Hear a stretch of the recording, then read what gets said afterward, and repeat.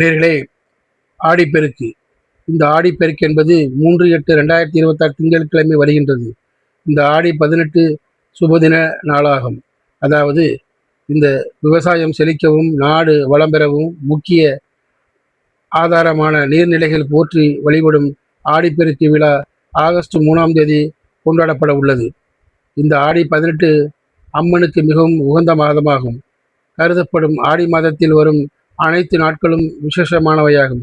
பொதுவாக இந்து சமயத்தில் கொண்டாடப்படும் அனைத்து பண்டிகைகளும் நட்சத்திரம், திதி ஆகியவற்றை அடிப்படையாக கொண்டே வரும். ஆனால் நாளின் அடிப்படையில் கொண்டாடப்படும் விழாதான் இந்த ஆடிப்பெருக்கு. ஆன்மீகத்தில் 18 என்ற எண்ணிற்கு தனிச்சிறப்பு உண்டு.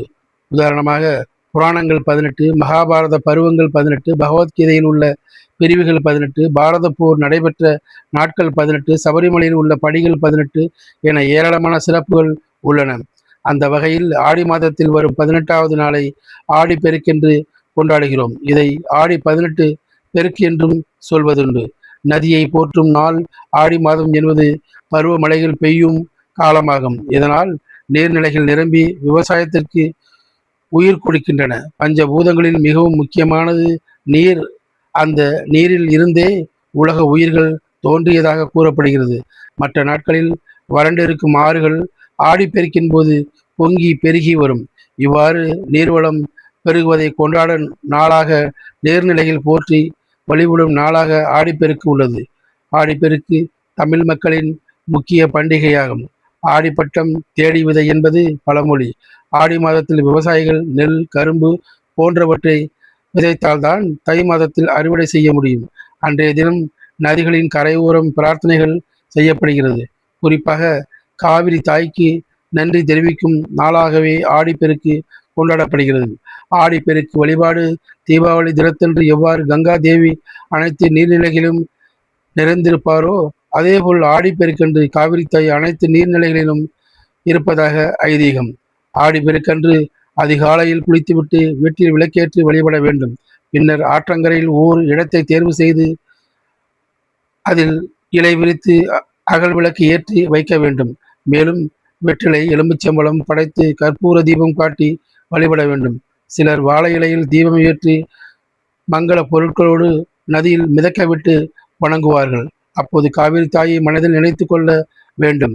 இது பார்ப்பதற்கு கண்கொள்ளா காட்சியாக இருக்கும். அதோடு வீட்டில் இருந்து கலவை சாதம் செய்து அதை கொண்டு வந்து ஆற்றங்கரையில் அமர்ந்து குடும்பத்தோடு உண்டு மகிழ்வார்கள். அதில் தயிர் சாதம் முக்கியம் இடம் வகிக்கும்.